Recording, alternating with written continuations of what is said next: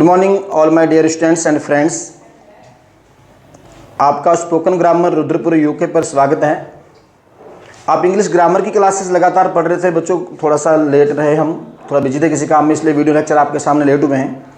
तो आज आपके सामने बहुत ज़्यादा इंपॉर्टेंट लेक्चर लेके आया हूँ और दिखने में तो आपको बच्चों वाला लगेगा कि ये सर क्या पढ़ा रहे, तो हमको ऑलरेडी आता है, बट जब हमारे सेंटेंसेस में इसका यूज़ होता है वहाँ आपके लिए हार्ड हो जाता है। इसी प्रकार मैं सारे कॉन्सेप्ट लिख के रखूंगा और सिर्फ आज बोल के एक्सप्लेन करूंगा। समझ नहीं आ रहा है तो आप क्या करोगे, बाद में इनको अपने पास लिख लेना और टाइम दूंगा आपको स्क्रीनशॉट लेने का, स्क्रीनशॉट लेके लिख भी लेना कॉपी पे, ठीक। तो चलिए करते हैं स्टार्ट। जितने वर्ड आपको हिंदी में मिल रहे हैं, मैं, मैंने, मुझे, मुझको, इन सब के लिए मैंने आई यूज़ किया है। क्यों किया है?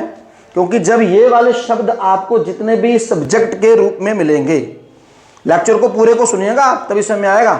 अगर आप सोचो मैं स्क्रीनशॉट लेके लिख लूँ तो समझ में आ जाएगा, नहीं आएगा, तब पल्ले नहीं पड़ने वाला। इन शब्दों का आप ये ध्यान रखेंगे, जब ये सारे शब्द आपको सब्जेक्ट के रूप में आएंगे सेंटेंस में, किसके रूप में आएंगे? देखो दो चीज़ होती है ना, एक सब्जेक्ट होता है, फिर वर्ब होती है, फिर ऑब्जेक्ट होता है। बात समझ गए नहीं? ये है सब्जेक्ट की जगह। जब जितने लोग ये दिख रहे हैं सब लिखा हुआ ये सब्जेक्ट के स्थान पर है हिंदी में, तो हम इनकी इंग्लिश यही लिखेंगे। तो मैंने सिंगुलर लिख दिया है, ये सब सिंगुलर हैं, इनके अलावा भी सिंगुलर बहुत सारे होते हैं। ये प्लूरल लिख दिया कुछ, ये सब प्लूरल है। सिंगुलर प्लूरल में क्या क्या आ रहा है? ही, शी, इट, नाम किसी का, this, that, child, my father, my mother, ये सब सिंगुलर की कैटेगरीज में आ रहे हैं। Plural I, we, you, they, this, ये सब क्या है? प्लूरल है। बात समझ नहीं आ रहा है? तो उसके बाद आइए, सबसे पहले आपको ये जानना बहुत जरूरी होता है सब्जेक्ट क्या होता है। मोस्टली आप लोगों ने ये पढ़ा होता है कि जो कार्य करने वाला, कर्ता, वो सब्जेक्ट होता है। ठीक है, आपका वाला अच्छा है कि आप उसे भी याद रखे हुए हैं अभी तक, लेकिन उसमें एक छोटी सी लाइन आप और जोड़ दीजिए, नया आ जाएगा, जिसके विषय में बातचीत की जाती है।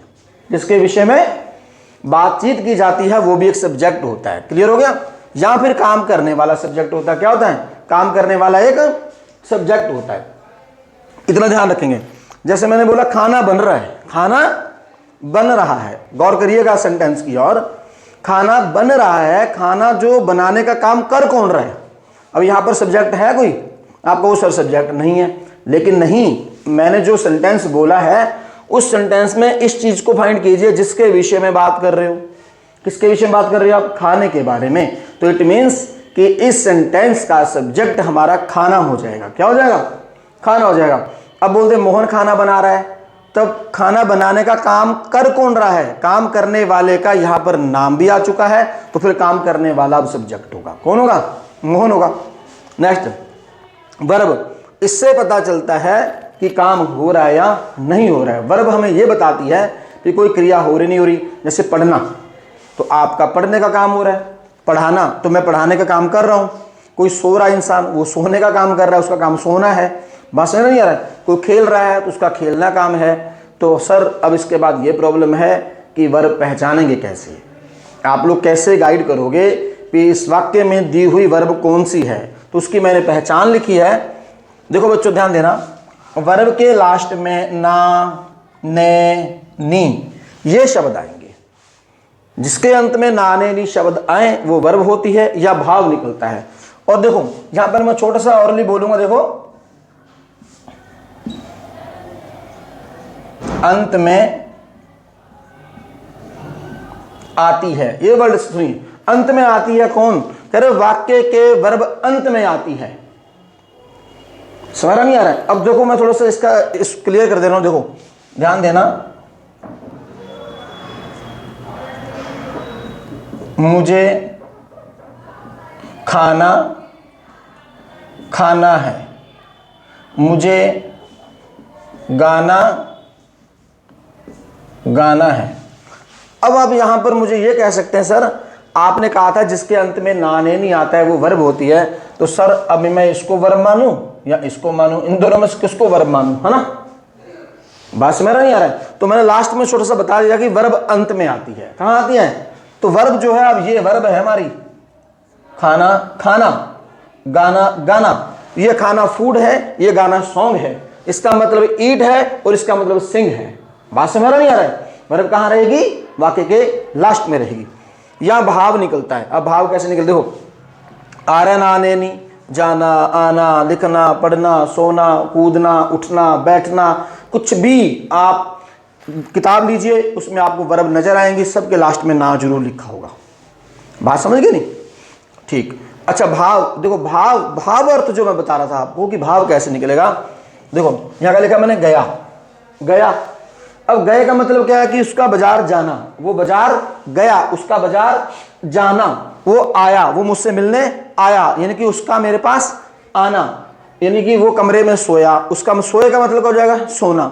आ रहा लास्ट में नाने नहीं, हम उसका भावार्थ भी निकाल के देख रहे हैं, तो नाने नहीं आ रहा है। क्लियर है? समझ सारा लीजिए आराम से, लास्ट में जाकर के आप स्क्रीनशॉट लेना है इसका, फिर काफी भी सुंदर सुंदर राइटिंग में आप लिख लीजिएगा। तो वर्ब के टाइप्स होते हैं 3 प्रकार।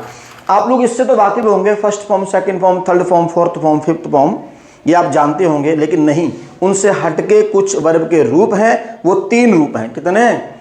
3। वो कौन कौन से हैं लिखे हुए हैं? बी है, दूसरा डू है, और तीसरा हैव है। अब बी, अब इसको बहुत गौर से देखिएगा। बी मीन्स होना, बी मीन्स होना। अगर मैंने आपसे पूछा बच्चों आप क्या हो, आपने कहा सर मैं स्टूडेंट हूं, क्या आपने कभी ऐसे बोला है सर जी मैं स्टूडेंट होना? ऐसे बोलते हैं? समझ नहीं आ रहा है? ऐसा तो नहीं है। या आपने मैं पूछा आपके पापा क्या हैं, आपने कहा सर जी मेरे पापा डॉक्टर होना, ऐसे बोलोगे आप? नहीं, आप बोलोगे सर मेरे पापा जी डॉक्टर हैं। तो इस होने को आपने हिंदी में चेंज किया, वो है बन गया, हूं बन गया, है बन गया। जब ये शब्द बदले हैं तो इसी बी के, देखिएगा इस बी के रूप इंग्लिश में बदल गए। हूं का एम हो गया, है का इज हो गया, और है का आर हो गया। ऐसी पास्ट में चले जाएंगे तो था का वॉज हो जाएगा, थे का वर हो जाएगा।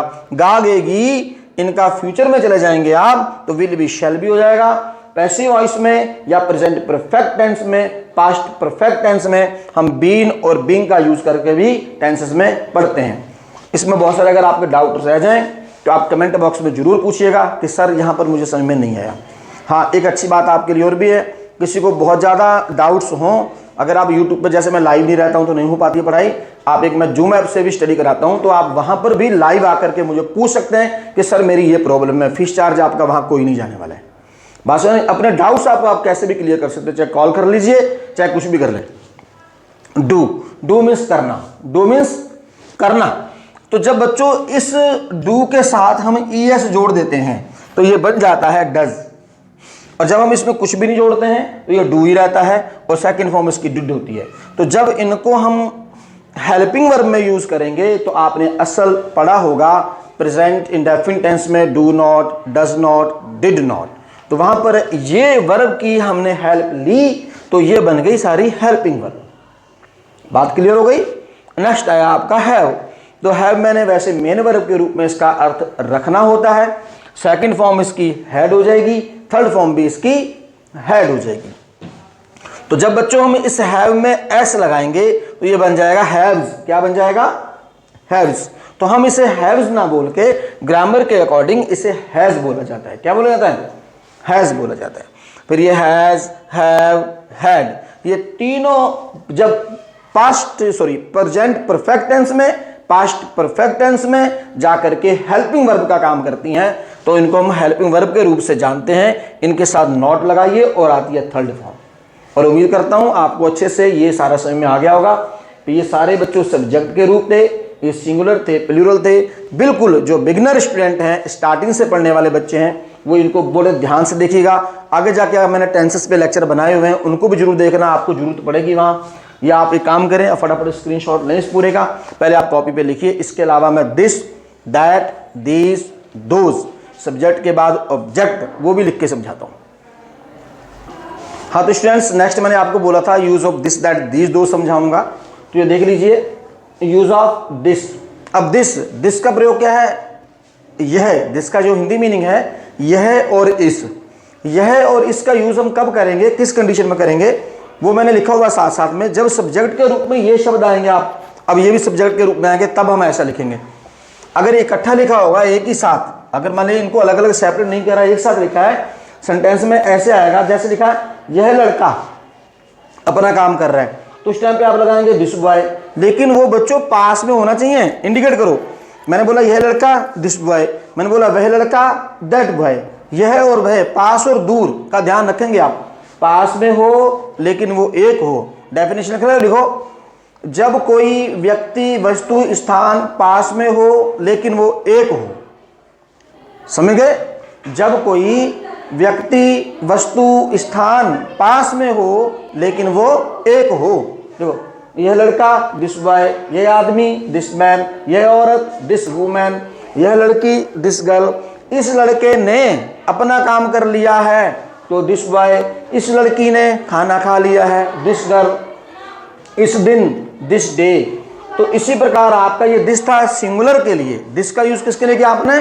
सिंगुलर के लिए और पास के लिए। सेम आपके सामने इसी के आगे मैंने लिखा है, ऐसे लिख सकते हैं आप, इशारे मात्र के लिए देखें।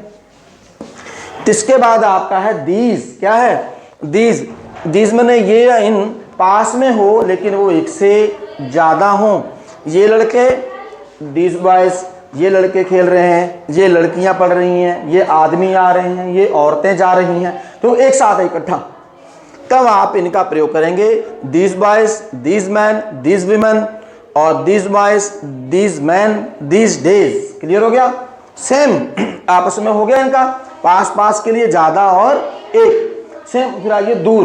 दूर हो लेकिन वो एक हो। दूर हो लेकिन वो एक हो। जैसे कि वह लड़का दूर हो गया, दैट बॉय, वह लड़की, दैट गर्ल, वह औरत, दैट वुमेन, वह आदमी, दैट मैन। तो यानी कि वह मार्कर, दैट मार्कर, वह कमरा, दैट रूम, उस दिन, दैट डे, उस पल यानी कि दैट टाइम। आप कुछ भी बोल सकते हो ना, ये सब दूर के लिए, लेकिन वो एक हो। समझ आ गया नहीं आ गया? नोट कर लेंगे। फिर सेम इसके सामने मैंने लिखा है, ये दूर था, एक था। अब दूर हो लेकिन एक से ज्यादा हो, मोर देन वन।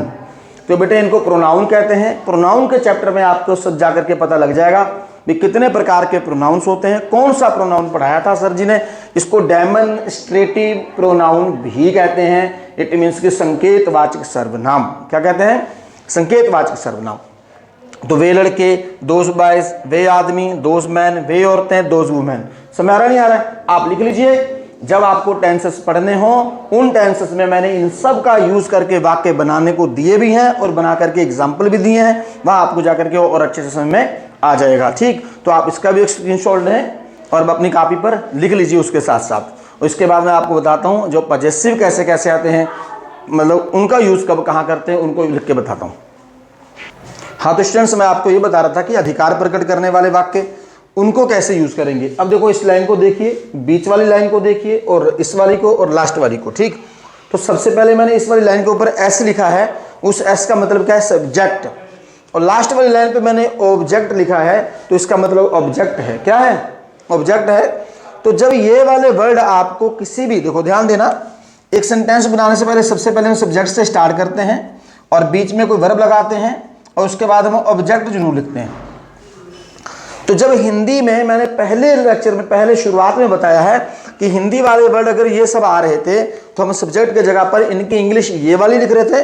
लेकिन जब यही वर्ड देखो दिखने में सेम है, मुझे सब्जेक्ट के रूप में आया, आए, मुझे लास्ट में आया तो मी।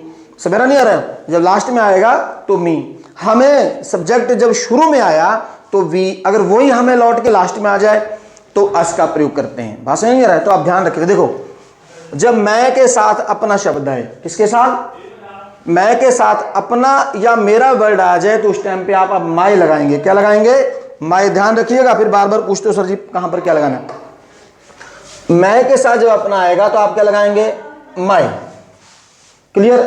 अगर मैं के साथ आपका स्वयं और खुद शब्द आ जाए, मैं अपना कार्य स्वयं करता हूं, खुद करता हूं, ऐसा होता है, तब आप इसकी इंग्लिश क्या लगाएंगे? My self. और जब ये ऑब्जेक्ट के रूप में आ जाए तो आपको मी लगाना है। सेम हम के साथ जब अपना शब्द आए, हम अपना कार्य, तो आपको लगाना होता है आर। क्या लगाते हैं? आर। उस टाइम पे आप आर लगाओगे जब हम के साथ अपना के बाद स्वयं और खुद शब्द आ जाए, तब आपको आर सेल्व्स लगाना है। और यही शब्द लास्ट में चले जाए तो आपको ऑब्जेक्ट के रूप में अस लगाना है। फिर आओ तुम, तुम्हें, तुमको। इन सब के लिए यदि आपको तुम अपना काम कर रहे हो, तुम तुम्हारा काम कर रहे हो, तो उसकी इंग्लिश योर हो जाती है। और यहाँ पर अगर खुद और स्वयं की बात करी जाए तो वहाँ पर दो लिखे मैंने, योर सेल्व्स या योर सेल्फ। सपोज आपके सामने कोई खड़ा है, कोई एक पर्सन खड़ा है, लेकिन आप उस टाइम पे उसको जो एड्रेसेस कर रहे हैं, संबोधित कर रहे हैं कि तुम अपना काम करते हो, उसको कह के तुम, तो वो उस टाइम एक इंसान है, तो वहाँ पर आप अपने की इंग्लिश योर सेल्फ लगा देंगे। अगर आप समुच्चय समूह में एक या ग्रुप में किसी को तुम वर्ड यूज करके ये सेंटेंस बना रहे हो, तो वहाँ पर वो बहुवचन का काम करता है, तो आपको योर सेल्व्स लगाना होता है ऑब्जेक्ट में यू। फिर आइए आप यहाँ पर देखिए, वह की इंग्लिश ही, दिस दैट मैं पीछे पढ़ा चुका हूँ, सिंगुलर थे, एक वचन थे, तो वह लड़का होगा तो एक होगा, वह लड़की होगी एक होगी, यह लड़की होगी एक, यह लड़का एक। तो उन सब के लिए या किसी का नाम होता है, राम श्याम गीता रीता बीता, कुछ भी नाम होगा, तो उस टाइम पे आपको पुरुषों के लिए ये शब्द, पुरुषों के लिए, किसके लिए, पुरुषों के लिए आपको हिज लगाना है। और जब इन सब के लिए स्वयं शब्द आ जाए तो आपको हिमसेल्फ लगाना है। और जब ये ऑब्जेक्ट के रूप में आ जाए तो आपको हिम लगाना है। फिर नीचे ये मैंने लेडीज के लिए यानी कि स्त्रीलिंग, स्त्री जाति के लिए लिखा है, मेल फीमेल समझ में आ रहा होगा। तो उस टाइम पे शी हो गया, यह लड़की, यह औरत, या उनका नाम हो गया, किसी लेडीज के नाम की बात करी है मैंने, माता हो सकती है, दादी हो सकती है, कुछ भी, सीता उसका नाम, गीता उसका नाम हो सकता है। जब उन सब के लिए अगर आप स्वयं और खुद शब्द यूज करेंगे तो आपको हर सेल्फ लगाना है। क्या लगाना है, हर सेल्फ। ऑब्जेक्ट में चले जाएंगे तो हर रहेगा, क्या रहेगा, इसका पॉजेसिव। ये वाली लाइन बच्चों जो है इसको पॉजेसिव बोलते हैं, यानी कि अधिकार प्रकट करने वाले शब्द। क्या करने वाले, अपना अधिकार बताने वाले। फिर वे, वो, दे, दीस, दोस, जब ये सब एक से ज्यादा हैं बहुवचन, तो इन बहुवचन के साथ जब अपना शब्द आएगा, देखो अपना या उनका, उन्होंने उनका काम कर लिया यानी कि उनका अपना खुद का, तब आपको लगाना है देयर। और जब उनके साथ एक स्वयं शब्द जुड़ जाता है, उसी स्वयं की इंग्लिश क्या हो जाएगी, देमसेल्व्स, क्या हो जाएगी। और जब ये ऑब्जेक्ट में आ जाएगा तो देम हो जाएगी। फिर देखो ध्यान देना, मैंने सबको एक ही जगह लिख दिया है। फर्स्ट पर्सन की कैटेगरी में आई और वी यू आ रहा है, और सेकंड में यू आ रहा है, थर्ड पर्सन में बाकी सारे आ रहे हैं, ये भी आप लिख लेंगे। और बच्चों इस लेक्चर को यहीं फिनिश करते हैं। अगर कुछ रह गया होगा मैं देख लूंगा, फिर शायद उसके ऊपर एक नया लेक्चर बना दूंगा। उम्मीद करता हूं कि आपको सब्जेक्ट, ऑब्जेक्ट और पॉजेसिव अच्छे से समझ में आया होगा, use of this that these those. और इसके साथ साथ आप वीडियो लेक्चर को अपने फ्रेंड तक शेयर भी करें, और इसका एक स्क्रीनशॉट ले लें और कॉपी पे लिख लें। व्हाट्सएप के माध्यम से आप अपने डाउट्स क्लियर कर सकते हैं। अगर आपको लेक्चर अच्छा लगता है, सब्सक्राइब और लाइक कमेंट करके जरूर बताएं कैसा था। और यदि मैं आपका हौसला बढ़ाता हूं तो आप भी मेरा हौसला बढ़ाए करें, और अपनी डिमांड भी रखा करें कि सर इसके बाद कोई नया लेक्चर ये वाला दीजिए। और काफ़ी, चलो मैं तो लेट हो ही गया था, आप तो मुझसे भी लेट हो। मुझे नहीं लगता कि इतने साल के दौरान किसी बच्चे ने डिमांड नहीं करी। वेरी गुड, मेरे रुद्रपुर वालों, उनके लिए तो बहुत बहुत शाबाश। मैं अपने सिटी की बात कर रहा हूँ। यहाँ पे इतने पढ़ने वाले बच्चे हैं कि जो रोज पूछते हैं मुझे, कमेंट बॉक्स में आप जाके देख सकते हैं अपना अपना नाम कि कितने सवाल आपने करे हैं। तो मैं आपको सबको बोल रहा हूँ, अगर पढ़ने का ख्यालात हो तो आप बिल्कुल पूछें भी। जब तक आप अध्यापक से सवाल नहीं पूछेंगे तब तक वो आपको बताएगा भी नहीं। Thanks all my dear friends and all students.